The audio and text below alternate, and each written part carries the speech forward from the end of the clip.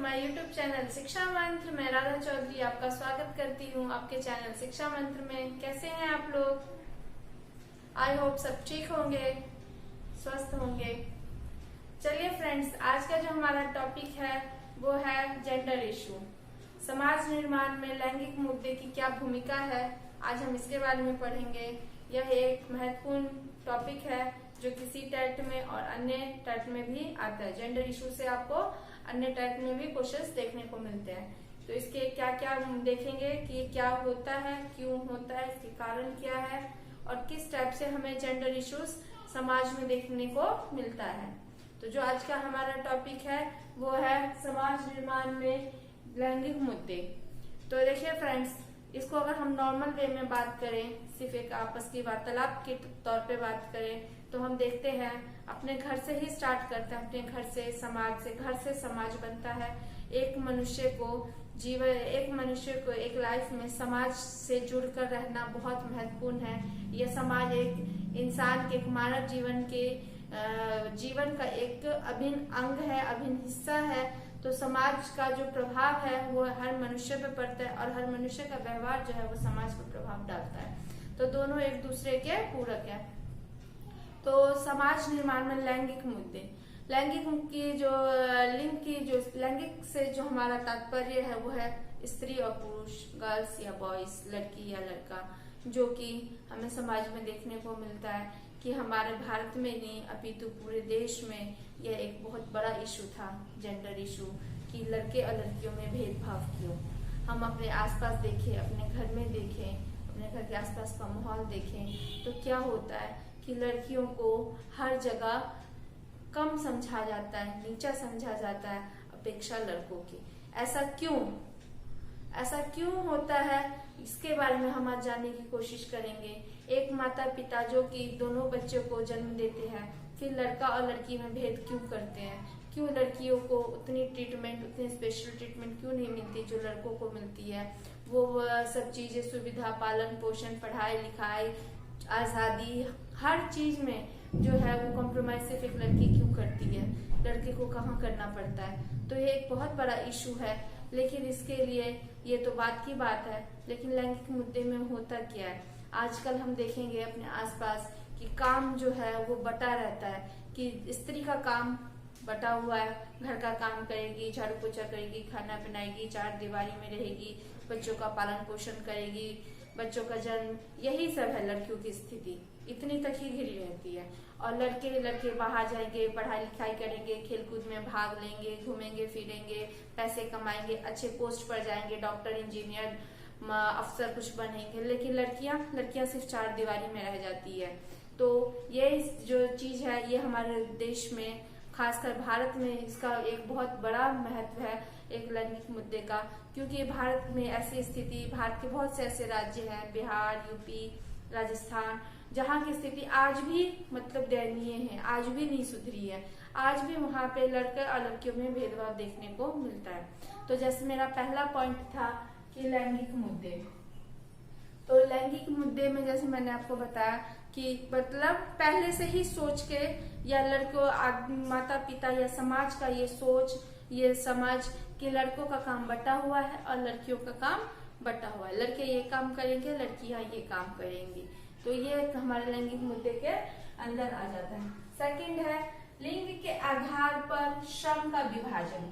लिंग के आधार पर श्रम का विभाजन से तात्पर्य है कि लड़की है तो उसको ये काम करना है, लड़का है तो उसको ये काम करना है। सिर्फ उसकी काबिलियत नहीं देखी, उसकी योग्यता नहीं देखी, सिर्फ उसका लिंग देखा, लिंग के आधार पर हमने कार्य का बंटवारा कर दिया कि ये लड़की है तो इसे घर का काम, झाड़ू पोछा, बर्तन, खाना बनाना, घर की चार दीवारी में रहना, बच्चों का पालन पोषण, यही काम है। बेशक उसमें काबिलियत हो पढ़ाई लिखाई की, अच्छे अफसर बनने की, आगे किसी फील्ड में जाने की, लेकिन हमने उसको वो मौका नहीं दिया, सिर्फ लिंग के आधार पर उसका श्रम विभाजन कर दिया। और बॉयज में, जेंट्स में कि लड़का है पुरुष है तो वो बाहर जाएगा, घूमेगा फिरेगा, पढ़ाई करेगा, लिखाई करेगा, अच्छे अफसर बनेगा, अच्छे पोस्ट पर जाएगा।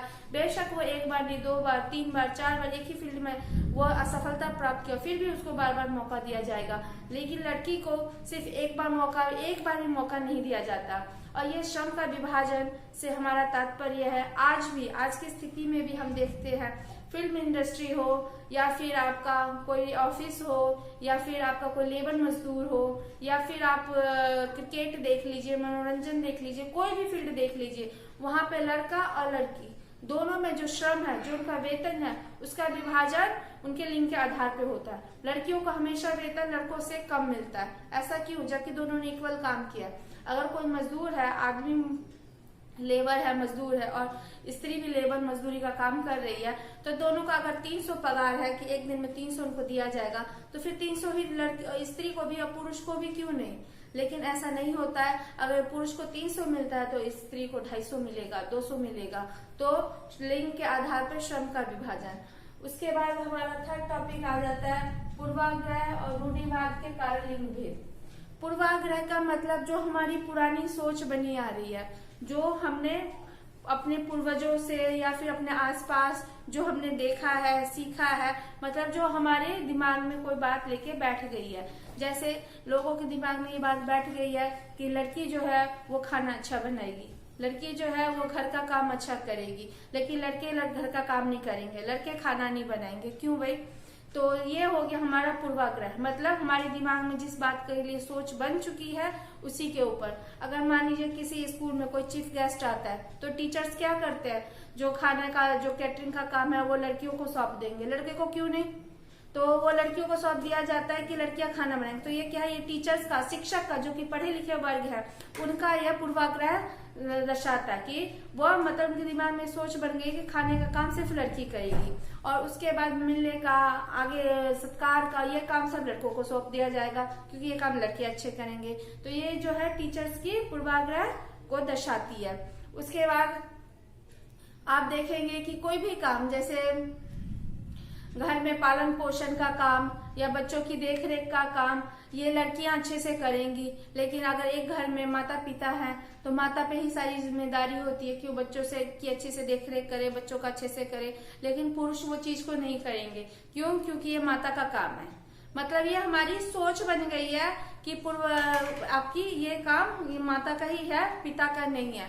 तो ये हो गया हमारे जो लिंग में जो भेदभाव किया जाता है वो पूर्वाग्रह और रूढ़िवाद। रूढ़िवाद का मतलब हो गया जो कि हमें सांस्कृतिक तौर पे मिलती है, मतलब जैसे किसी लड़के को या पुरुष को हमें पढ़ाना है, तो अगर लड़की और लड़का दोनों 10वीं तक किए, उसके बाद क्या करते हैं, लड़की की शादी कर देते हैं या लड़की की पढ़ाई बंद करवा देते हैं और लड़के को हाई स्टडी के लिए हम आगे भेज देते हैं। माँ बाप के पास सीमित साधन है तो वो दोनों पर इक्वल खर्च करें, लेकिन ऐसा ना करके लड़की की पढ़ाई बंद करके सारा साधन लड़कों पे खर्च कर देंगे।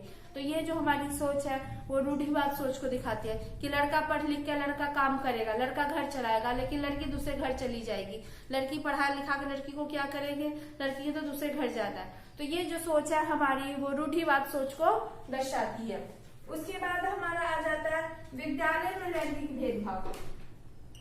देखिए, विद्यालय एक ऐसा संस्थान है, एक ऐसी जगह है जहाँ पे सभी शिक्षित होते हैं, लेकिन हमें अक्सर विद्यालय में भी भेदभाव देखने को मिलता है। विद्यालय में भी आप देखेंगे कि स्पोर्ट्स में ज्यादा लड़के को भाग लेने का मौका मिलता है, लड़कियों को कम। और फिर आर्ट का, ड्रामा का, या फिर आप सिलाई का, होम साइंस का काम देखेंगे लड़कियों को दिया जाता है। क्यों? क्योंकि वो लड़कियां अच्छे से कर लेंगी, लड़के नहीं करेंगे। क्यों? होम साइंस का काम लड़के क्यों नहीं करेंगे, लड़के सिलाई ढगाई क्यों नहीं करेंगे, लेकिन नहीं, लड़के नहीं करेंगे। तो ये ऐसी सोच जो है वो हमें विद्यालय में भी देखने को मिलती है। जैसे मैंने आपको बोला कि कोई अतिथि आए हैं तो उनका खान पीन का, समोसे वमोसे बनाने का या कुछ भी काम जो है खाने का जो जिम्मा है वो लड़कियों को सौंप देना। तो ये हमारी सोच क्या दिखाती है, ये हमारी रूढ़िवाद सोच दिखाती है कि लड़कियां ये काम अच्छे से कर लेंगी, लड़के हमारे ये काम अच्छे से नहीं करेंगे। पर ऐसा नहीं होता है। जब लड़के और लड़की का दिमाग सेम चलता है, किसी भी फील्ड में लड़की लड़के से पीछे नहीं है। आप कोई भी क्षेत्र उठा के देख लीजिए, चाहे आप सीबीएसई का बोर्ड देख लीजिए या आप पढ़ाई का क्षेत्र देख लीजिए। आज हर लड़की, आज जिस लड़की को मौका मिला पढ़ाई का, वह लड़के से अच्छे नंबर ला रही है।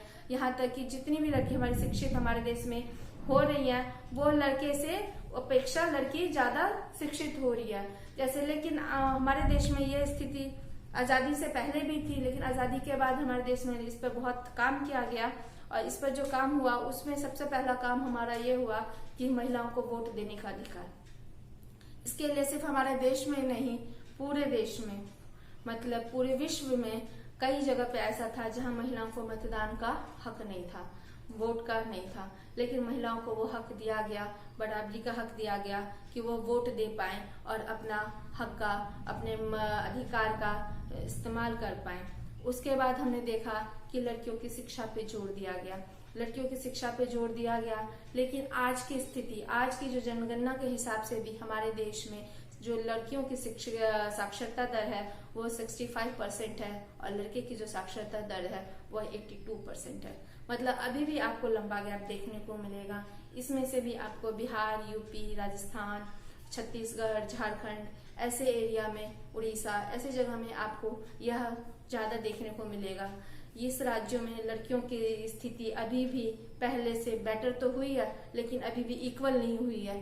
अभी भी आप देखेंगे कि लड़का और लड़की में फर्क किया जा रहा है। अगर आप ग्रेजुएशन तक लड़की को पढ़ाते हैं, उसके बाद हायर स्टडी के लिए, कोई भी प्रोफेशनल डिग्री के लिए लड़के को आगे जोड़ दिया जाता है, लड़की को वहीं पर बंद कर दिया जाता है। क्योंकि माँ बाप के पास सीमित साधन है, वो दोनों बच्चों को नहीं पढ़ा सकते, तो फिर लड़की का ही क्यों वो हमेशा दमन कर दिया जाएगा, लड़के को ही क्यों कर्ज लेके, जमीन बेच के, कुछ भी करके लड़के को आगे पढ़ाया जाता है। क्यों? क्योंकि वो कमा के हमें देगा, हमारे घर का भरण पोषण करेगा और लड़की दूसरे घर चली जाएगी। तो ये स्थिति आज भी हमारे देश में है, जो कि देखने को मिलती है कि रूढ़िवाद और उसके बाद पूर्वाग्रह सोचों को मिला के लड़का और लड़की में भेद किया जाता है। कई राज्यों में तो आप ऐसे पाएंगे कि बच्चा जब पेट में आता है तो अगर किसी घर में 2 लड़की है या 1 लड़की है तो वो भी सोचती है, उसके बाद सोचेंगे कि किसी तरीके से हमें पता चल जाए कि हमारे गर्भ में क्या है, और अगर लड़की है तो उसका पहले ही, दुनिया में आने से पहले ही उसको भगवान के पास पहुंचा दे। तो मतलब ये सोच सब जो है वो आपका रूढ़िवाद सोच को दर्शाता है कि हमारे देश में आज भी मतलब ऐसी लैंगिक मुद्दे हैं, ऐसे जेंडर इशू है जिसकी वजह से आज भी हमारे देश में वो देखने को मिलता है कि आप देखेंगे लड़का और लड़की में भेदभाव होता है। आप भी आज भी देखेंगे कि हर घर में, अगर बिहार के हर घर में आप जाएंगे तो लड़का आपको इंजीनियर, सीए, कोई अच्छे पोस्ट पे आपको ज्यादातर देखने को, लेकिन लड़की आप वहां देखेंगे शिक्षित हुई है पहले से, लेकिन ग्रेजुएट, पोस्ट ग्रेजुएट, 12th बस इतनी देखेंगे। आज भी बहुत कम लोग हैं जो कि सीए, इंजीनियर, डॉक्टर बनाते हैं। तो ये हो गए हमारे लैंगिक मुद्दे के ये 4 इशू। लैंगिक मुद्दे, लिंग के आधार पर श्रम का विभाजन, पूर्वाग्रह और रूढ़िवाद के कारण लैंगिक मुद्दे, और विद्यालय में भी आपको लैंगिक भेदभाव देखने को मिलता है। उसके बाद अब हम देख लेते हैं कि इसके कारण क्या है, क्यों ये होता है।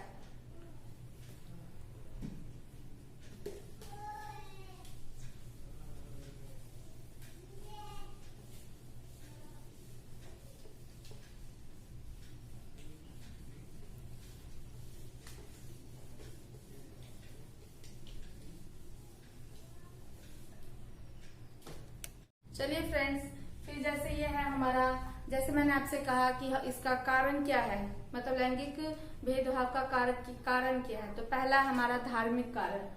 धार्मिक कारक है मतलब किसी, हर धर्म की अलग अलग अपेक्षाएं होती है। हिंदू धर्म में था पहले, जो पुराने युग में था कि स्त्रियों और पुरुष को समान था।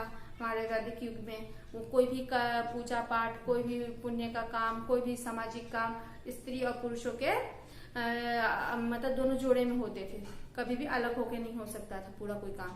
लेकिन कई सामाजिक मुद्दे, कई धर्म में ऐसा होता है कि स्त्रियों को दबा दिया जाता है। जैसे आप समझ सकते हैं मुस्लिम धर्म, वहाँ पे हर जगह स्त्रियों को पढ़ाई की छूट नहीं है, कहीं जाने आने की छूट नहीं है। उसके बाद और भी धर्म है, तो हर धर्म का अलग अलग मुद्दा होता है स्त्रियों को पढ़ाई के लिए, स्त्रियों को बाहर जाने के लिए, स्त्रियों को आगे मौका देने के लिए। तो हमारा पहला कारक हो जाता है धार्मिक कारक। फिर दूसरा कारक हमारा हो जाता है आर्थिक कारक। आर्थिक का मतलब पूंजी से है। अगर माँ बाप समर्थ नहीं है, माँ बाप के पास पूंजी ज्यादा नहीं है, तो वो क्या करते हैं, वह लड़कियों की अपेक्षा लड़कों की पढ़ाई पर, उनके पालन पोषण पर, उनके हर चीज पर अच्छे से ध्यान देते हैं। लड़कियों को मतलब इग्नोर किया जाता है या कम ध्यान दिया जाता है या उनको उतना महत्वपूर्ण नहीं समझा जाता है। तो आर्थिक कारण, अगर आपके पास अच्छे से पैसा है, अगर आप पढ़े लिखे हैं, आपके पास समझ है, तो बच्चों दोनों में इक्वल भेद नहीं किया जाता है। लेकिन अगर आपकी आर्थिक स्थिति दयनीय है तो आप देखेंगे कि माँ बाप गहने बेच के, जमीन बेच के लड़कों की स्टडी पे ध्यान देंगे, लेकिन लड़कियों की स्टडी पे ध्यान नहीं दिया जाता है। तो आप देखेंगे इसका दूसरा कारण हो गया आर्थिक कारण। तीसरा कारण हो जाता है स्त्रियों का निम्न स्तर। स्त्रियों का निम्न स्तर से मतलब है स्त्रियों के मन में भी ये चीज आ जाती है कि हम पढ़ लिख के क्या करेंगे। मतलब उनका जो बचपन से उनके साथ होता आ रहा है भेदभाव, पालन पोषण से लेके आगे तक घर के माहौल में ही भेदभाव होता आ रहा है कि तू तो लड़की है, तू ये क्या करेगी, तू तो लड़की है, तू क्या करेगी, अरे तू ये चीज कैसे खाएगी, तू तो लड़की है, भाई को दे ये, भाई को बाहर जाना है, भाई को पढ़ना है। तो लड़कियों का जो स्तर है वो निम्न होता जा रहा है। मतलब लड़कियां अपने में भी हीन भावना महसूस करने लगी है। तो इसका लैंगिक जो भेद का कारण है तीसरा हो गया लड़कियों का निम्न स्तर। फिर आप देखेंगे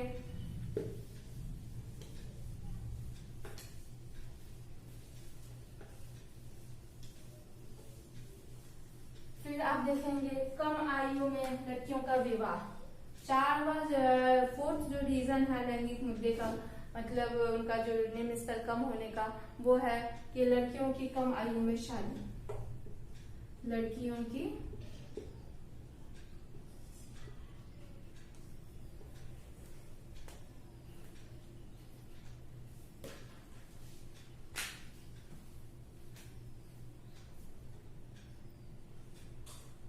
की कम आयु में शादी।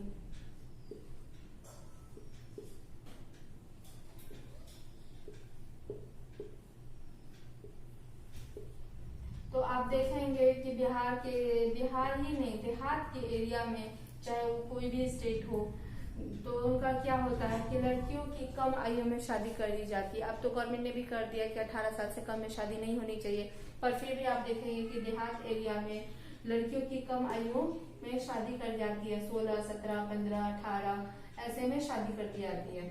तो अगर लड़कियों की कम उम्र में शादी हो जाती है तो उन पे घर की जिम्मेदारियां आ जाती है, उनका पढ़ाई से लिंक छूट जाता है, स्कूल जाना बंद हो जाता है, तो लड़कियों का शिक्षा पूरा नहीं हो पाता है।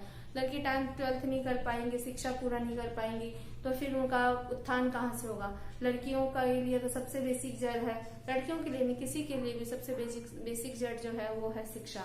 तो लड़कियों की शिक्षा पूरी नहीं हो पाती है उनकी कम उम्र में शादी के कारण।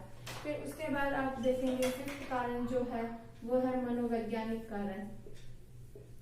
मनोवैज्ञानिक कारण में आप देखेंगे कि मतलब लोगों के दिमाग में साइकोलॉजी ऐसी बन जाती है, लोगों की सोच ऐसी बन जाती है, फिर वो चाहे लड़की हो या फिर कोई, तो कि हमें पढ़ लिख के करना क्या, हमें तो दूसरे घर ही जाना है, हमें तो चूल्हा चौका ही करना है, बच्चे ही पैदा करने हैं, तो हम पढ़ लिख के क्या करेंगे। तो मतलब लड़की की ही ऐसी सोच बन जाएगी कि वो पढ़ने से मना कर देती है, ना जी हमें नहीं पढ़ना, हमें शादी करके दूसरे घर जाना है, हमें तो घर में रहना है। तो ये हमारा क्या है, ये हमारी सोच हो गई है ऐसी, हमारी ये साइकोलॉजी हो गई है ऐसी कि हम इस चीज के बारे में सोचना ही, मतलब पढ़ाई के बारे में सोचना ही ध्यान कम दे देते हैं कि हमें पढ़ना है, हमें कुछ करना है, हमें कुछ अचीव करना है, हमारे कुछ सपने हैं, हमें उड़ान उड़नी है। तो ये सब सोच लड़कियों में कम देखने को मिलती है। तो यह हो गया हमारा मनोवैज्ञानिक कारण। फिर हो गया व्यक्तित्व। छठा जो रीजन है वो है व्यक्तित्व। व्यक्तित्व का रीजन पर्सनालिटी, मतलब आपके जो बच्चा है चाहे वो लड़की या लड़का, वो किसके व्यक्तित्व में आते, उनकी पर्सनैलिटी कैसी है। अगर कोई किसी की पर्सनैलिटी होती है कि वो पढ़ने के लिए कैसे भी माहौल में पढ़ना चाहता है, लेकिन कोई बच्चा पढ़ना ही नहीं चाहता, तो आप उसको क्या करेंगे। तो एक हो गया आपका व्यक्तित्व। फिर आपका हो जाता है 7th में हो जाएगा आपका